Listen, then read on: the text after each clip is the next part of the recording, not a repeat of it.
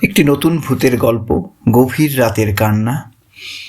লেখক হরিনারায়ণ চট্টোপাধ্যায়। আনন্দ আর প্রদীপ সেদিন একটি চায়ের দোকানে বসে গল্প করছিল।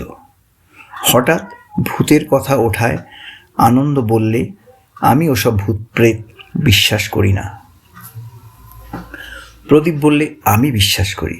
ভূত প্রেত একেবারে আজগুবি কথা নয়, ভূত সত্যি আছে। আনন্দ বললে, তুই ভূত দেখেছিস? প্রদীপ বললে, আলবৎ দেখেছি। জয়ন্ত বললে, তাই নাকি? বল তাহলে কোথায় দেখেছিস? প্রদীপ বললে, শোন তাহলে।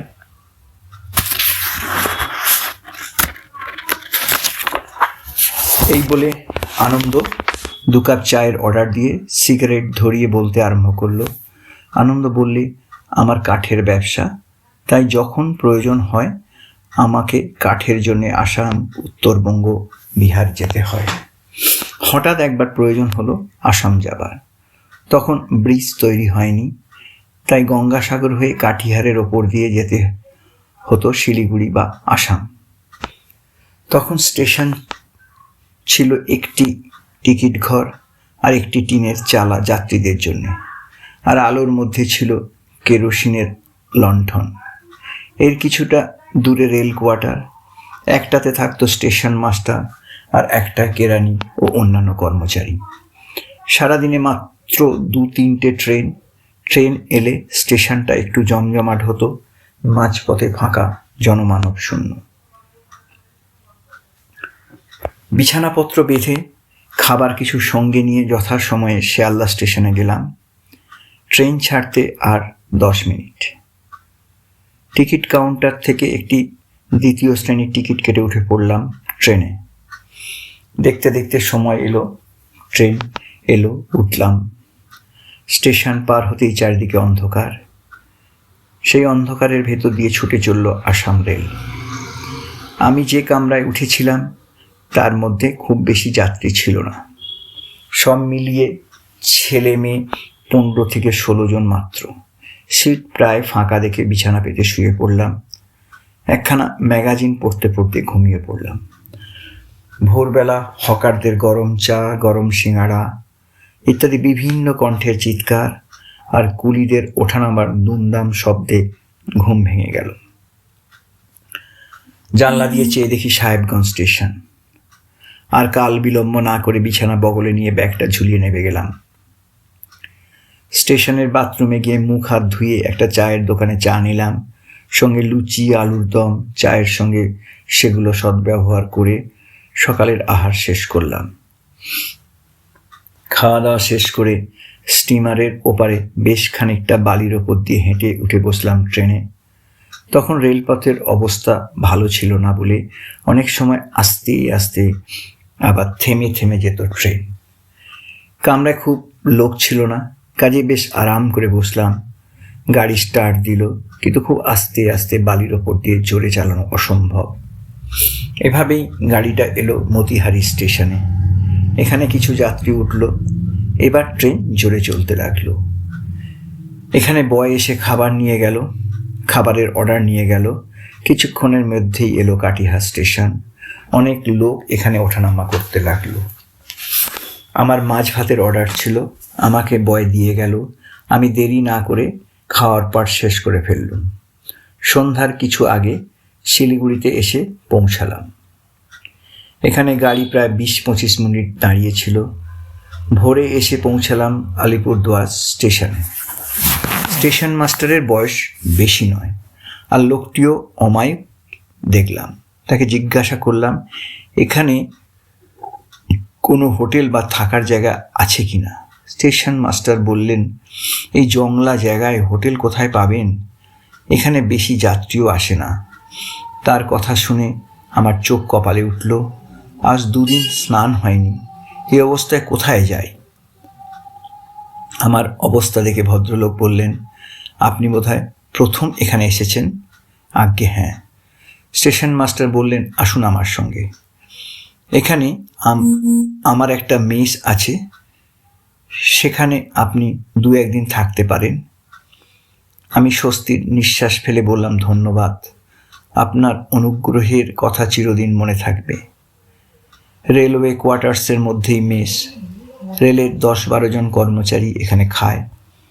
আমি মেসের একটা ঘরে বিছানাপত্র রেখে পাতকুয়ায় স্নান করে আহার আদি সম্পন্ন করে একজন রেল কর্মচারীকে জিজ্ঞাসা করলাম, এখানে কাছাকাছি কাঠের কোনো ঠিকাদার আছে কিনা। তিনি বললেন, কাছাকাছি বলতে এখান থেকে 2 মাইল দূরে একজন কাঠ চালান দেবার ঠিকাদার আছেন। কেন, আপনি কি কাঠের ব্যবসা করেন? আমি ঘাড় নেড়ে সম্মতি জানাতেই তিনি বললেন, তাহলে ওর কাছেই যান, তাহলে আপনার কাজ মিটে যাবে। তিনি লোকজন নিয়ে জঙ্গলের একপাশে বাংলো তৈরি করে বাস করেন।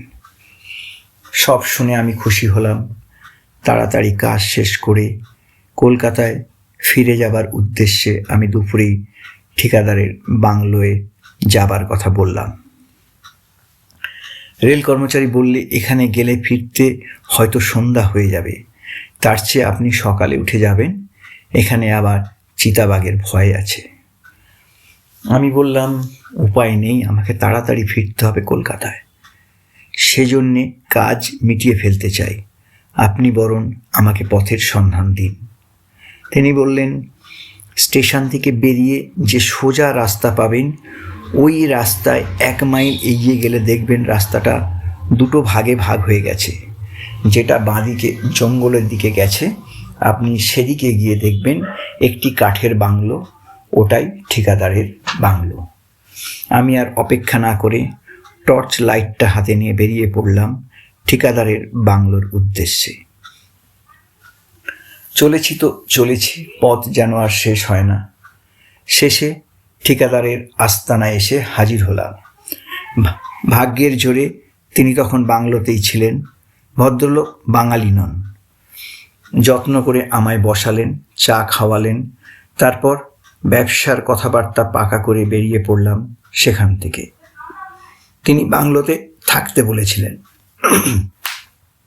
আমি বললাম, ধন্যবাদ, থাকবার উপায় নেই, কলকাতায় ফিরতেই হবে। ঠিক সময় মতো যদি স্টেশনে পৌঁছতে পারি, তাহলে রাতের ট্রেনেই কলকাতা রওনা হব। এই কথা বলে সেখান থেকে বেরিয়ে পড়লাম। প্রায় 1 মাইল রাস্তা হাঁটার পর হঠাৎ সারা আকাশ ছেয়ে কালো মেঘ ছেয়ে গেল। দুপাশে জঙ্গল। টর্চ লাইটের ব্যাটারিও প্রায় শেষ। তাড়াতাড়ি নতুন ব্যাটারি নিতে ভুল হয়ে গেছে। ব্যাটারির অল্প আলোয় এগিয়ে চলেছি। হঠাৎ সামনে একটা কালো কুকুর দেখতে পেলাম। চোখ দুটো দপদপ করে জ্বলছে। আমি বারবার আটকে উঠলাম। হঠাৎ উঠল হাওয়া, আর সেই সঙ্গে বৃষ্টি। কুকুরটা অন্ধকারে মিশে গেল। আমিও আশ্রয়ের আশায় ছুট দিলাম।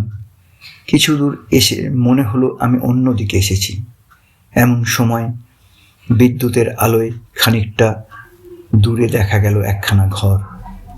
আমি ছুটলাম সেই দিকে। ঘরের কাছে গিয়ে দেখলাম দরজা খোলা। আমি কোনো কিছুই না ভেবে ভেতরে ঢুকে গেলাম। টর্চ লাইটটা জ্বেলে দেখলাম ঘরটা বৈঠকখানা বলেই মনে হয়। তবে ঘরের মধ্যে আসবাব কিছু নেই। চারিদিকে ধুলো বালি জমা হয়ে আছে। ভেতর দিকে একটি দরজা, সেটাও খোলা। সেই দরজা দিয়ে দেখলাম একটা ছোট্ট উঠান। বুঝতে পারলাম ঘরে কেউ থাকে না। যাই হোক, আশ্রয় যখন পেয়েছি, বৃষ্টি না থামা পর্যন্ত অপেক্ষা করা যাক। এইভাবে দরজার পাশে কাঠের মেঝের ওপরেই বসে রইলাম। বৃষ্টি যেন থামতেই চায় না। যত রাত হয় বৃষ্টি আরও জোরে হয়। টর্চ লাইটের আলোতে হাত ঘড়িটা দেখলাম, তখন রাত্রি 1টা। চুপ করে বসে আছি নিরুপায় হয়ে। হঠাৎ মাথার ওপর ঝটপটানি শব্দ শুনে চমকে উঠে দেখি একটা বাদুড় আমার মাথার ওপর ঘুরপাক খাচ্ছে। ঘুরতে ঘুরতে ঘরের এক কোণে ঝুলে রইল। চোখ দুটো কি ভয়ঙ্কর, যেন আগুনের মতো জ্বলছে। ভয়ে কাঠ হয়ে বসে রইলাম। ঘরের ভেতর থেকে নানান রকম শব্দ। কখনো মনে হলো কেউ ঘুরে বেড়াচ্ছে, আবার পরক্ষণেই শোনা গেল বিচিত্র সব শব্দ। বাদুড়টা ঝটপট করতে করতে আমার মাথার ওপর দিয়ে বাইরে বেরিয়ে গেল। আমি স্বস্তির নিঃশ্বাস ফেললাম। কিছুক্ষণ কেটে গেল, কোনো শব্দ নেই। এমন সময় ঘরের ভেতর থেকে কান্নার শব্দ ভেসে এলো। কান্নার শব্দ শুনে আমি চমকে উঠলাম। বুঝলাম কোনো মেয়ে ছেলে কাঁদছে, ঘরে তাহলে লোকজন আছে। এই ভেবে সাহস পেলাম। একবার ভাবলাম ভেতরে গিয়ে দেখি ব্যাপারটা কি। আবার ভাবলাম কি দরকার পরের ব্যাপারে মাথা গলাবার। বৃষ্টি অনেকটা কমে এসেছে, কিন্তু কান্নার শব্দ কমেনি। একঘেয়ে কান্নার শব্দে অসহ্য হয়ে উঠলাম। ভাবলাম স্টেশনে ফিরে যাওয়াটাই উচিত ছিল। বিরক্ত হয়ে টর্চটা হাতে নিয়ে ভেতরে গেলাম। সামনের ঘর থেকে কান্নার শব্দ আসছিল। দরজা খোলা ছিল। সাহস করে ঢুকে গেলাম ঘরের মধ্যে। ঘরের লোকজন দূরের কথা, একটা আসবাবপত্রও নেই, শুধুমাত্র একটা পুরনো শাড়ি পরে আছে। টর্চ নিভিয়ে ঘর থেকে বেরিয়ে আসবো, আবার কান্নার শব্দ হলো। কেউ কোথাও নেই, অথচ কাঁদছে কে? আমি ঘরের মাঝখানে গিয়ে চেঁচিয়ে বললাম, কে কাঁদছে, উত্তর দাও। সঙ্গে সঙ্গে ঠিক আমার মাথার ওপর কে যেন হেসে উঠল। সেই হাসি শুনে বুকের রক্ত যেন জল হয়ে গেল। আমি ভয়ে বাইরে বেরিয়ে আসার জন্য পা ফেলতেই বন্ধ হয়ে গেল দরজাটা। আমি ভয়ে কাঠ হয়ে গেলাম। আবার দরজা খুলে গেল। ঘরের কোণে যেখানে শাড়িটা পরেছিল সেখানে দেখা গেল এক অস্পষ্ট নারী মূর্তি। মূর্তিটা নাকি সুরে বললে, টর্চ জ্বালিও না, কেন কাঁদছি তাহলে শোন। এই বলে ছায়া মূর্তি বলতে শুরু করলো, আমি বাঙালি ঘরের মেয়ে, অল্প বয়সে বিধবা হই। আমার স্বামীর অনেক টাকা পয়সা ছিল, জমি জমাও ছিল প্রচুর। সেই লোভে স্বামীর এক আত্মীয় আমাকে খুন করে কাঠের বাক্সে আমাকে পুঁতে দেয়।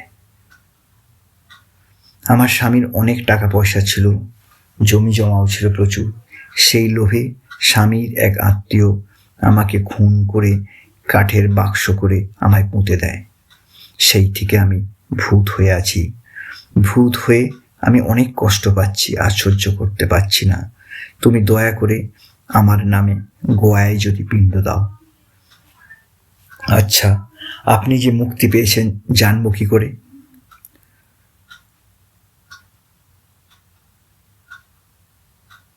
ভূতটা বলল, তুমি যেখানে পিণ্ড দেবে ফল্গু নদীর ধারে, সেখানে 8 মাইল দূরে দেখবে বালি আছে, তার ওপর দেখবে আমার নাম যেটা তোমায় দিলাম, তাহলে বুঝবে আমার মুক্তি হয়েছে। আমি বাধ্য হয়ে বললাম, বেশ তাই হবে, তাহলে এটা রাখো, কিন্তু বেইমানি করো না, তাহলে আমি তোমার ঘাট মটকাবো। সঙ্গে সঙ্গেই আমার পকেটে কেউ যেন কি দিল। আমি পকেটে হাত দিতে মেয়েটি বলল, এখানে নয়, কাল দেখো। গোয়া যাবার খরচ আমার নাম লিখে দিলাম। তুমি ভুল পথে এসেছো, আমি তোমাকে পৌঁছে দিচ্ছি। আমি একবার ঘর থেকে বেরিয়ে রাস্তায়, স্টেশনের কাছাকাছি একটা জঙ্গল, সেখানে আসতেই ভোর হলো। পেছন থেকে মেয়েটি বলল, আমি আর যেতে পারবো না, সকাল হয়ে গেছে। তারপর আমি পিছনে ফিরে দেখি একটা নরকঙ্কাল যাচ্ছে। কি ভয়ঙ্কর দেখতে! আমার সারা দেহ তখন কাঁপছে। ও এরই সঙ্গে আমি কাল সারা রাত একটা নোংরা বাড়িতে বন্দি ছিলাম। স্টেশনে ফিরে এসে দেখলাম এক টুকরো নাম লেখা কাগজ ও একটি সোনার হার। কলকাতা ফিরে সেটি বিক্রি করে গোয়ায় পিণ্ড দিতে এসেছিলাম। নমস্কার।